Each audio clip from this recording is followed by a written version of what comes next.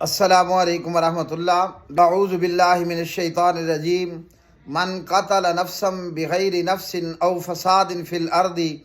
فکأنما قتل الناس جمیعا۔ پیارے میرے مسلمان بھائیوں، قرآن مجید فرقان حمید نے ہمیں بتایا کہ ایک بے گناہ کا قتل پوری انسانیت کا قتل ہے۔ ڈیرہ اسماعیل خان قریشی موڑ پر گزشتہ دنوں کے اندر شادی کی ایک تقریب کے اندر خود کش دھماکہ ہوا اور جس میں کئی سارے لوگ جو ہے وہ ہلاک ہوئے۔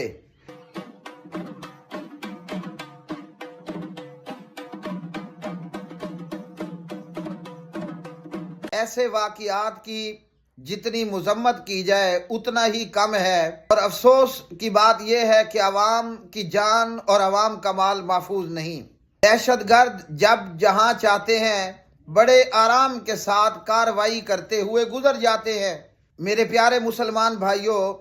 اس حملے کے اندر اور اس افسوسناک واقعے کے اندر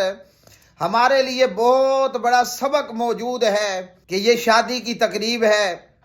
اور یہاں پر ڈھول بج رہا ہے، ناچ گانا کرنے والے اور مستی موج مستی کرنے والے وہ ڈھول کی تھاپ پر ناچ رہے ہیں۔ علماء حضرات اور ممبر و محراب کے وارث مولویان ملا لوگ آپ لوگوں کو ہر وقت ہم یہ بتاتے رہتے ہیں کہ میرے بھائیوں، ہماری خوشیاں بھی اور ہمارے غم بھی، ہماری خوشیاں بھی اور ہمارے غم بھی ہمارے پیارے نبی جناب محمد الرسول اللہ صلی اللہ علیہ وسلم کے طریقے کے مطابق ہونی چاہیے، لیکن کوئی شخص یہ بات ماننے کے لیے تیار نہیں ہے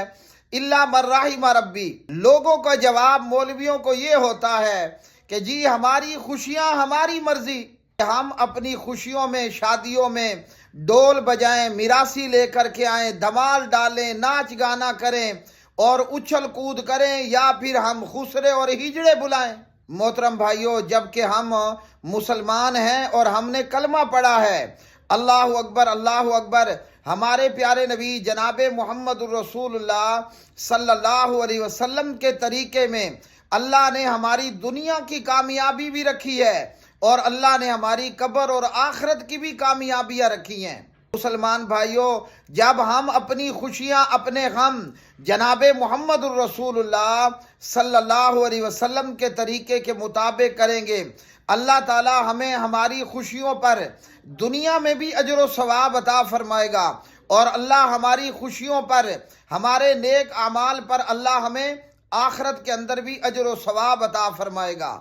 اور میرے مسلمان بھائیوں، جب ہماری خوشیاں اس میں نبی پاک علیہ السلام کی سنت اور آپ کا طریقہ نہیں ہوگا، جب ہمارے غم اس میں جناب نبی پاک صلی اللہ علیہ وسلم کا طریقہ نہیں ہوگا، تو یہ خوشیاں ہمارے لیے خوشیاں نہیں ہوں گی، وبال ہوں گے، اور یہ ہمارے لیے دنیا اور آخرت میں عذاب کا باعث ہوگا۔ ہمارے پیارے نبی جناب محمد الرسول اللہ صلی اللہ علیہ وسلم نے 11 شادیاں کی ہیں، اور آپ علیہ الصلوۃ والسلام کے گھر سے آپ کی 4 بیٹیوں کی ڈولیاں اٹھائی گئیں۔ آپ صلی اللہ علیہ وسلم نے اپنی 4 بیٹیوں کی شادیاں کی۔ اللہ اکبر اللہ اکبر۔ پیارے نبی صلی اللہ علیہ وسلم کی کسی ایک شادی کے اندر نہ ڈھول تھا، نہ باجا تھا، نہ میوزک تھا، نہ MP3 تھا، نہ میراثی تھی، نہ میراسنڈ تھی۔ یاد رکھ لیجئے کہ اسلام صرف نماز روزہ حج زکوٰۃ کا نام نہیں ہے۔ اسلام ہمیں کہتا ہے ادخلوا فی السلم کافہ، اسلام میں پورے کے پورے داخل ہو جاؤ، تمہارے غم بھی اور تمہاری خوشیاں بھی نبی پاک علیہ السلام کے طریقے کے مطابق ہونی چاہیے۔ میں آپ کو اس افسوسناک واقعے کے تناظر کے اندر جناب نبی پاک صلی اللہ علیہ وسلم کی ایک حدیث سنانا چاہتا ہوں، اور یاد رکھ لو کہ یہ کتنا خطرناک معاملہ ہے، یہ جتنا بڑا افسوسناک واقعہ ہے، اللہ اکبر، اسی طرح یہ بات بھی بڑی افسوسناک ہے کہ کلمہ پڑھنے والا مسلمان دریس مارتے ہوئے مر گیا۔ کلمہ پڑھنے والا مسلمان وہ میراثی کے ڈھول کی تھاپ پر ناچ گانا کرتے ہوئے مر گئے۔ یہ جو میراثی ڈھول بجاتے ہوئے مر گیا اور یہ جو ڈھول کی تھاپ پر ناچ گانا کرتے ہوئے مر گئے، اللہ کی قسم بہت بڑی خطرناک بات بتانے لگا ہوں کہ یہ میراثی قیامت کے دن جب کھڑا ہوگا، یہ ڈھول بجاتے ہوئے کھڑا ہوگا، یہ ڈھول کی تھاپ پر ناچ کرنے والے جب قیامت کے دن میں اپنی قبروں سے نکالے جائیں گے، یہ میدان حشر میں ناچ رہے ہوں گے، میراثی ڈھول بجا رہا ہوگا اور میراثی کے ڈھول کی تھاپ پر یہ ناچنے والے ناچ رہے ہوں گے۔ جو بندہ قیامت کے دن میں ڈھول بجا رہا ہوگا اور جو بندہ قیامت کے دن میں ڈھول کی تھاپ پر ناچ رہا ہوگا، آیا وہ کامیاب ہوگا یا دن قیامت کے وہ برباد ہو جائے گا؟ حضرت جابر رضی اللہ تعالی عنہ روایت کرتے ہیں، اور جابر کی یہ روایت صحیح مسلم میں 72-32 نمبر پر ہے۔ جابر کہتے ہیں سمعت النبی صلی اللہ علیہ وسلم یقول، پیارے نبی صلی اللہ علیہ وسلم کو سنا۔ جابر کہتے ہیں میں نے اللہ کے پاک نبی علیہ الصلوۃ والسلام کو فرماتے ہوئے سنا، پیارے نبی علیہ السلام نے فرمایا یبعث کل عبد علی ما مات علیہ،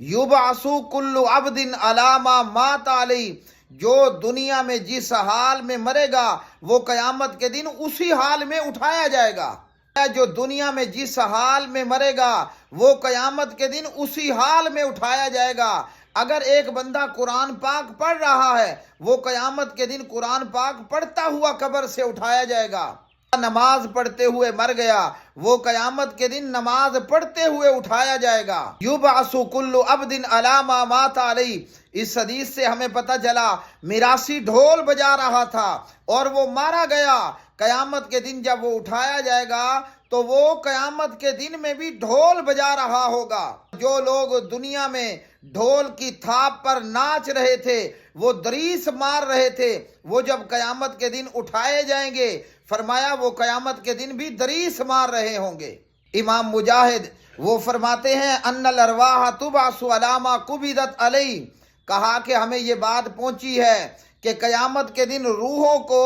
اس حالت پر اٹھایا جائے گا جس حالت میں دنیا کے اندر اس روح کو قبض کیا گیا تھا، کہ ہم جس حال میں مریں گے اسی حال میں ہمیں اٹھایا جائے گا، اور موت کا کوئی علم نہیں ہے کہ موت کب آئے، کہاں آئے اور کیسے آئے۔ تو اپنی شادیوں میں ڈھول باجا بانسری بجانے والوں اور نصیحت کرنے والے مولویوں پر غصہ ہونے والوں، کیا تم چاہتے ہو کہ قیامت کے دن تمہیں تمہاری قبروں سے اٹھایا جائے اور تم ڈھول پیٹ رہے ہو؟ اور کیا تم چاہتے ہو کہ قیامت کے دن تمہیں تمہاری قبروں سے اٹھایا جائے اور تم دریس مار رہے ہو؟